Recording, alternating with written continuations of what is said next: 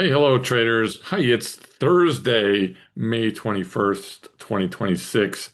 Kind of a mixed day in the market today. I'm looking up at the screen. ES minis up 16 bucks, so S&P up $16 today. Oil pretty much just flat on the day. There was a little excitement at one point in the day today where yeah, there was some news that maybe a deal between the U.S. and Iran was going to be reached, and oil was up pretty good, and then started uh, to tail off a little bit after that. Our trade's doing really, really well. We put on a new trade a couple days ago in App 11 app. That trade's doing fantastic. It's up, 2 or 3% now. We're up nicely on that.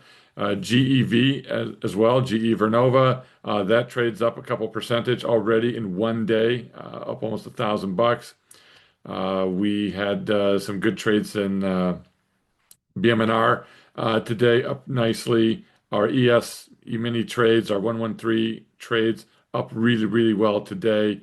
And our silver trades were up today, as well as QQQ and our 0 DTE winner in the bag today. So anyway, I wasn't here to talk about this as much tonight, but what I really wanted to focus on was, in our Discord, we've got really great members, and there's a lot of really good discussions every single day.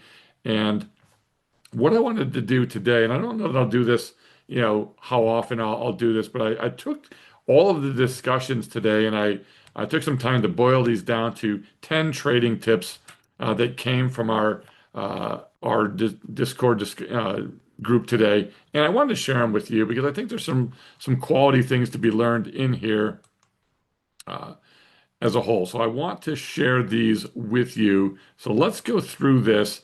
I'm going to take 1 second here to pull it up on the screen so that you can read it. Maybe it'll help crystallize things a little bit better for you as well.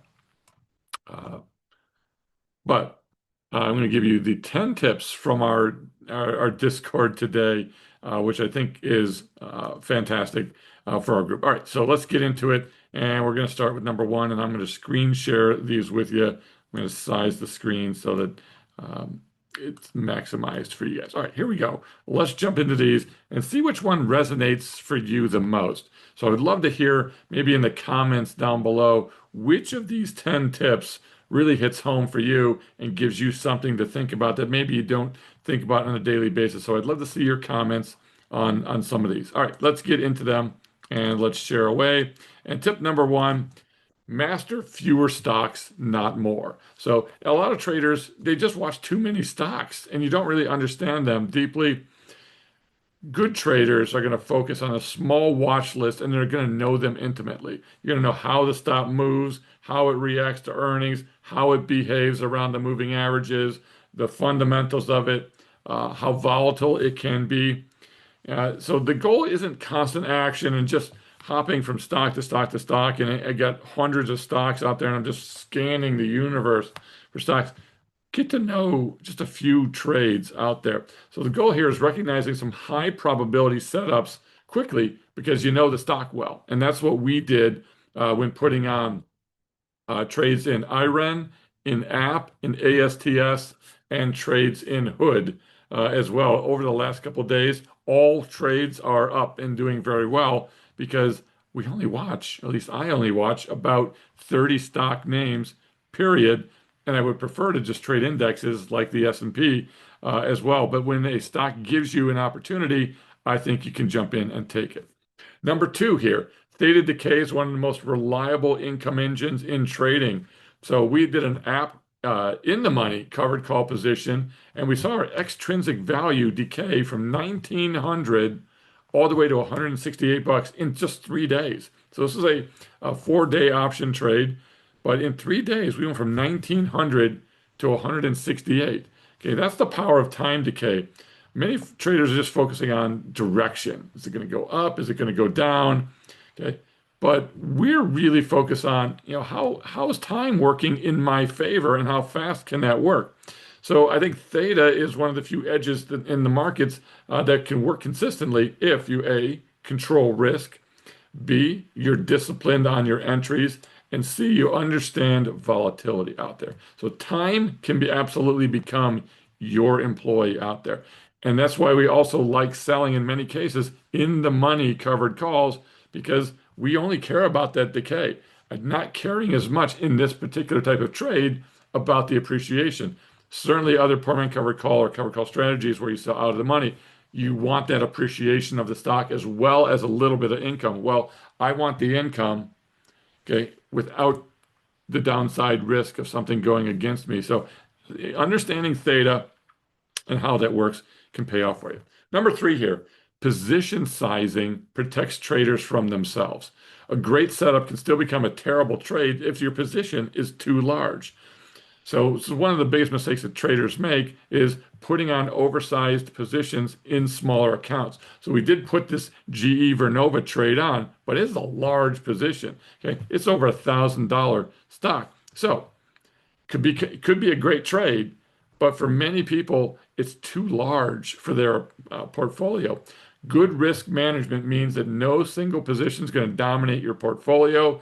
No single loss can create, emotional damage, the mental game for you. Also, we want to make sure your portfolio can survive an unexpected move on here. So never risk more than 2% per trade of your net lick. Don't overload your buying power on any one strategy. Okay. Stay small enough to survive and large enough to matter. All right. I think that's a key takeaway today.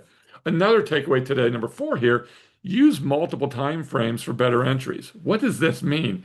Well, I use weekly charts and daily charts for different purposes when I'm evaluating a stock. So with the weekly chart, I want to see what the trend is. Am I in an uptrend? If so, beautiful. That tells me I want to have a bullish trade on. Okay, when do I want to put that bullish trade on? The daily chart is going to tell me the timing. Okay, this is going to give me my entry timing. I'm going to wait for that pullback to the 21, better yet, the 50-day moving average or a key support or the anchored VWAP or even the 200-day MA, something on it, but I want the pullback, okay, in, wave one, wave three, wave five, uptrending stocks.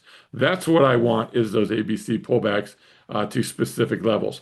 So good traders here in our Discord, okay, they're buying, or I should say traders are struggling, they're buying some of these extended moves. They're FOMOing in. We are here to help prevent that for you. Traders out there are struggling. They're fighting the higher time frame trend. Okay. If the trend is up, why are you putting a bearish trade on just because the short-term trend is down right now? You know what? Stick with the trend. Also, you're going to avoid chasing any kind of emotional breakouts. I'm not a big breakout trader myself.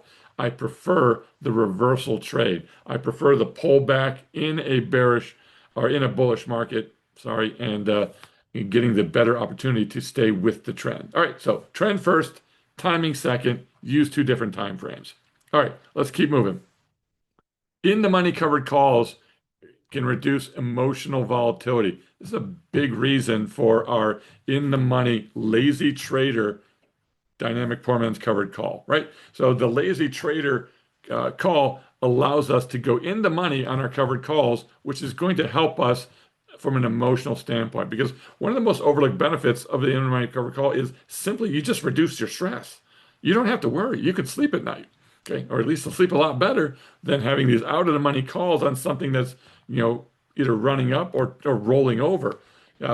When the long and the short deltas are closer together, okay, your P&L swings are smoother. The whipsaw becomes less painful. You don't have a big drop. You get out, you get in at a lower price, and then it rockets up and it's forcing you to cap your upside while you just realized all the downside. Okay. And you're just going to panic less. Staying in the money is not the only strategy.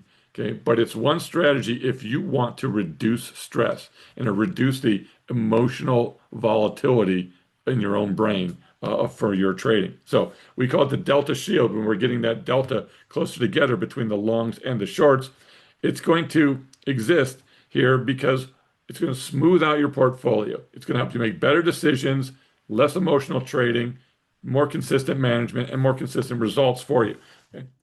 The best strategy is one that you can stick with calmly. All right. So remember that and think of that a little bit more. All right. Number six here. Dividend risk can surprise covered call traders. So many times traders forget that option holders can exercise early before ex-dividend dates. Why? And why would they do this? Well, if the extrinsic value is less than the dividend amount, then early assignment becomes attractive. Why? Because the owners or the people that want to buy the call, they're willing to eat that little bit of extrinsic in order to get the dividend. Okay. But when extrinsic is larger than the dividend, okay, they're not so willing to want to exercise early. So covered call sellers, you can lose your shares, you can get assigned unexpectedly if you let your extrinsic get too small ahead of ex-dividend dates. Okay. Good traders, and we help our members with this. We know the ex-dividend dates. We're looking at the calendars. We're always checking our extrinsic value because we're focused on extrinsic in our Discord. This is what we do is extrinsic cash flow daily, weekly, monthly, generating that 2 to 3% every single week or every single month out there. Okay. Small details like these can keep big mistakes from getting out of hand. So understand your dividend risk and how that works when it comes to in the money calls. All right, or covered calls, period.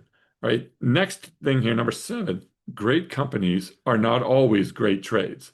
So this is a big lesson today that we discussed was I had rejected a few names that people were asking, hey, can we do a dynamic poor man covered call on this or that or this stock?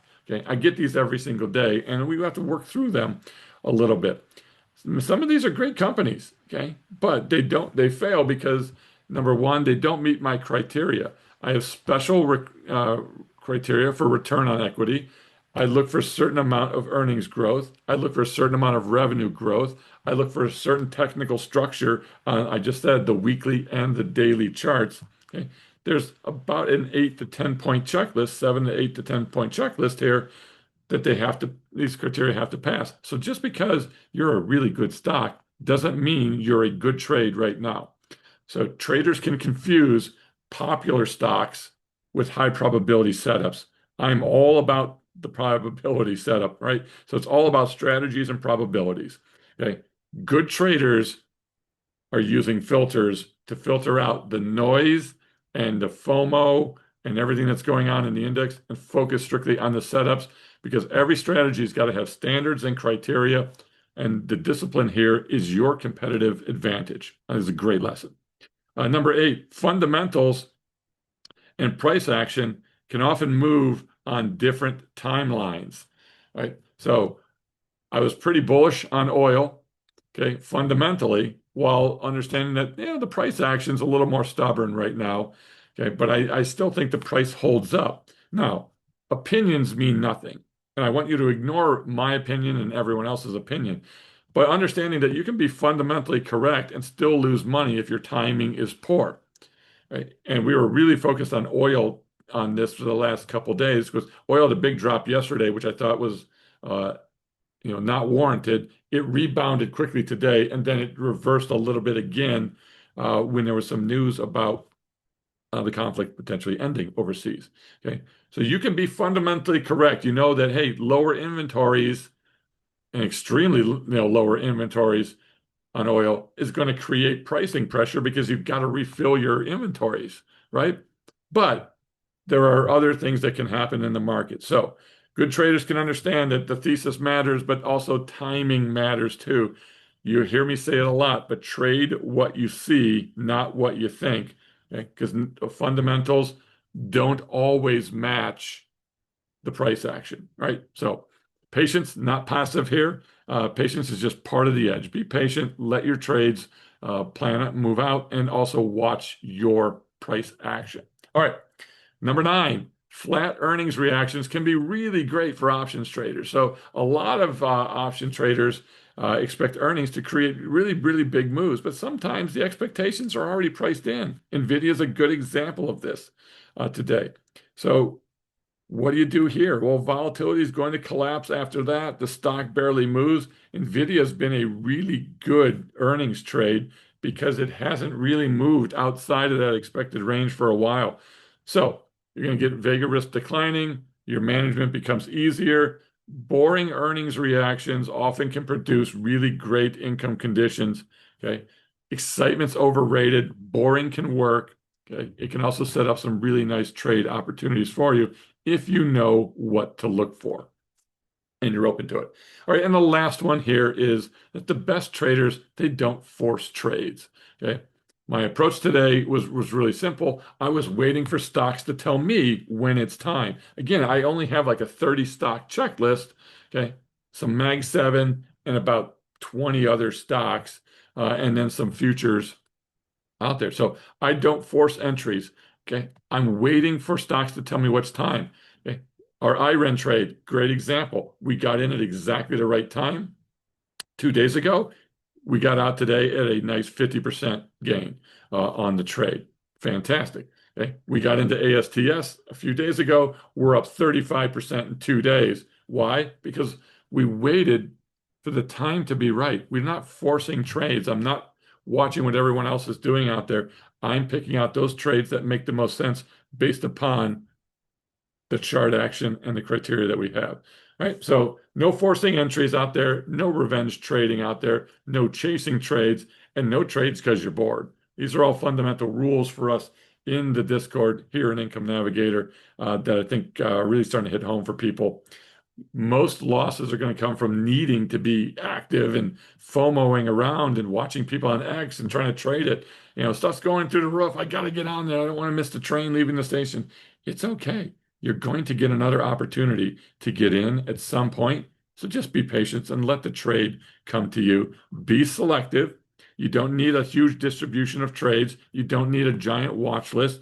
You can be selective and still have enough trades out there because patience is a position and discipline really is a superpower for options traders. All right. I hope these tips were helpful. Let me know which one of these tips probably means the most to you of the 10. If you want, pop that in the comments down below. If you got some value out of this video, you got one or two tips that you think, you know what, I really want to put that into my arsenal. Great. Give us a like here. Give us a thumbs up. Share the video out there. If you want to join us in Income Navigator as well, in the description down below, or simply go to incomenavigator.com and join us out there. We'll be having a Memorial Day special as well. So if you want to join the Discord, this weekend will be your opportunity to do so. We want to expose you to some different trade ideas, some really fantastic things that are paying off for members. We've got a great DTE group going. We've got some really cool trades from Igor, myself. The Dynamic Poor Man Covered Call course is absolutely going bonkers right now. We've got a ton of people that have gone through that, found a ton of value, and they're already making the money back from the course. Don't stand on the sidelines. Come join us in Discord. We'll see you guys later. Have a great evening. Bye-bye.